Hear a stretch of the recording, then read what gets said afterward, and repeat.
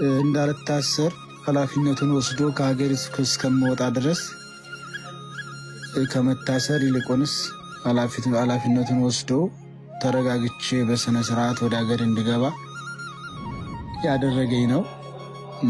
አልሐምዱሊላህ። እነ መሲና ሳሪስ ምን ሆኑ? እነ መሲና ሳሪ ደግሞ ምንም አልሰማሁም። ምን ተኝቼ ነው ያልኩት። አሁን ነው የተነሳሁት ከእንቅልፌ። ምን ሆኑ?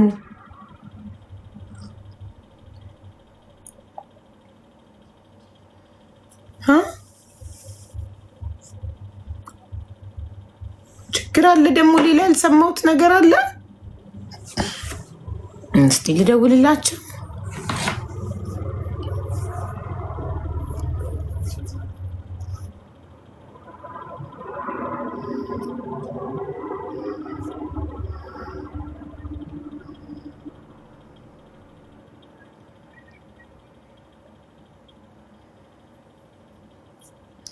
ሳሪቲ እንዴት ነሽ? ሰላም ነው? አሁን ከእንቅልፌ ተነስቼ ቲክቶክ ስከፍት ኮመንት ላይ ሳሪና መሲ ይሉኛል። ምን ሆናችሁ አንቺና መሲ? ምንድን ነው ችግር አለ እንዴ? ይስተካከል ነገር አይደለም። አይ ምንም ይስተካከል ነገር የለውም። ያው አገሪቱን ለቅቄ እንደወጣ የ5 ቀን የጉዞ ገደብ ነው የተሰጠኝ እና እንግዲህ ምን እንደው ብቻ አላውቅም። እኔ እዛ ሀገር ተገባው ጀምሬ ስለ ፖለቲካ የሚሆን ስለምናምን አውርቻ አላውቅም። እንደምታዩት ከሳሹስ ምንድነው? ክሱ ምንም አይነት ክስ የለም። ምንም አይነት ክስ የለም። ያው እንግዲህ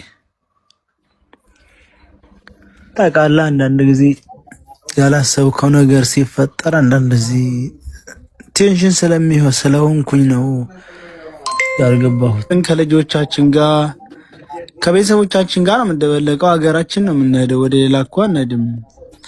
ስለዚህ አልሐምዱሊላህ እሱ ያመጣውን መቀበል ነው። ግን ያለምንም ጥፋት የአይነት ውሳኔ መወሰኑ ትንሽ ያው። አሰላሙ አለይኩም ወራህመቱላሂ ወበረካቱ። እንደም ክርስቲያኑ ግሩቼ ሰላም ብያለሁ። ለከዲዮ ጅማቱ በአዲስ ሆናችሁ ላይክ፣ ሼር፣ ሰብስክራይብ ማድረግ እንዳትረሱ። አያውን ፈርቶ ዳውላውን ነው የሚሉት ማለት ነው። እኔ በጣም ነው ወላሂ ላዚም በጣም ነው ሳያ ያሳዘነኝ። የሀገራችሁ የራሳችሁ ዜጋ የራሳችሁ የሆነ ሰው ነው አሳልፎ የሚሰጣችሁ። አብራችሁ ያላችሁ ከጎናችሁ ጓደኛ መስሉ። አበሻ ማለት እንዴ ነው። በቃ ብዙዎቻችን አብዛኞቻችን ማለት ነው። ገባችሁ አይደል? የጓደኛችን ከፍ ማለት የማያስደስተን በቃ እንደሱ እንደ ድሮ ድንጋይ ላይ ቁጭ ብሎ እንዲለምን እኔ እንጃ በቃ የየ ብለን እያለቀስን እርዱን ስንል ነው ደስ የሚላችሁ አይደል? ይሄ ልጅ አሁን ምን አደረገ? ይሄ ልጅ እህቱ ከሞተች እኮ ገና ወር አልሆነውም። ለእህቱ ፍትህ ጠየቀ እንጂ ሰያን የሚያሳስረው ነገር ምንድን ነው? ወንጀለኞችን በህገወጥ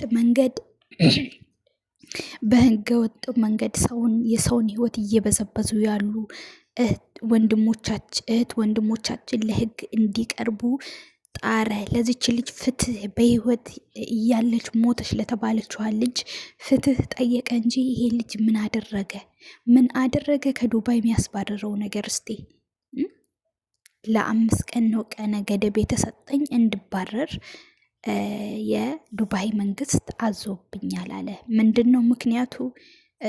አይዲን ተቀምቻለሁ። ምክንያቱ ምንድነው? እጄ ብጠይቅም ይሄ ነው ምክንያት የተባለ ነገር የለም እና ጠቆሙበት። ዱባይ ላይ ደግሞ በጣም ከባድ ነው፣ ሪስክ ነው። ለምሳሌ ሀገሪቱ አይፈቅድም እንደዚህ የሰው ፎቶ ለጥፋችሁ ምናምን ስለ ሰው መናገር ምናምን አይፈቅድም። ገባችሁ? ነገር ግን ደግሞ እኮ ይሄ ልጅ ስለ ፖለቲካ አይደለም ያወራው፣ ፍትህ ነው የጠየቀው አይደል? ምንድነው እሱ የሚያሳስረው?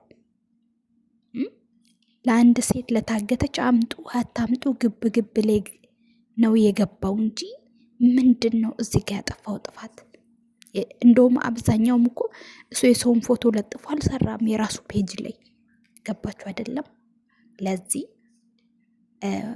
ሰያ ሁላችሁም የበኩላችሁን እሱ ለእህቱ እንደተረባረበ የበኩላችሁን ተወታችሁ የተሻለ ሀገር መውሰድ አለባችሁ። የምሬን ነው ምላችሁ። ምን አለ እንደዚህ ሰላማዊ ሰውን ከምትይዙ እስቲ ወንድ ከሆናችሁ ሰያን ጠቁማችሁ ከዱባይ እንዲባረር ያደረጋችሁ ሰዎች ለምንድን ነው? ስንት ደላሎች አሉ አይደለም? እነዚህ እነ ይመች እነ ገጠር ልጅ ወዘተ ወዘተ እነ ተክላይ፣ እነሱን ወንድ ከሆናችሁ ይዛችሁ ልጅቷን ለምን አታስመልጧትም? በህይወት እያለች ቀብረናታል ብሎ የ2 ዓመት ከ6 ወር አስክሬን ራስና ሁማኔር አምጥቶ ያሳዩንን እነሱን ለምንድን ነው እነሱን የማትይዙልን? የኛ ጥያቄ ነው። ሲቀጥል ደግሞ እነ መሲ ብሮጆስቶር እና ሳራም ያው እዚህ ጉዳይ ውስጥ ላይ ነበሩ። እነሱም በጣም ፈርተናል፣ በጣም ሰግተናል፣ ጸሎት አድርጉልኝ እኛም እንዳንባረር እያሉ ነው ማለት ነው። እና እነሱም የሰያ ጣፋንታ እንዳይደርሳቸው እነሱን የሚጠብቃቸው። ነገር ግን ሰያ ደግሞ ኢንሻአላህ አላህ የሆነ በላ ሲያመጣ የሆነ ሙሲባ ሲያመጣ የተሻለ ነገር ሊሰጥ ነውና የተሻለ ነገር ላይ ሊያወጣ ነውና እንደው አላህ የተሻለውን ነገር ይስጥ። ሀኒንም አላህ ሱብሃነሁ ወተዓላ ካለችበት ስቃይ ያውጣት፣ ካለችበት ስቃይ አውጥቶ ከልጇ ጋር ከቤተሰቧ ጋር የምትገናኝ እያደርጋት። ያው ይሄ ሁሉ በሷ ነው የሆነውና እቺ ልጅ ደግሞ በቃ የሆነ ነገር ቢኖራት ነው እሷ እንኳን ባትኖር ራሱ ነክሳለች። ሌሎች በባህር ቢመጡ ሰዎች ሜቢ ቢጎዱባቸው ወይ ደግሞ ህይወታቸው ቢጠፋ እንደዚህ ፎቶ ሳያነሱ ዝም ብሎ አያልፉም። ካወዲም ሜቢ እንኳን አትምጡ እየተባሉ ያው ዛሬም ነገ የሚመጡ ስላሉ እሱ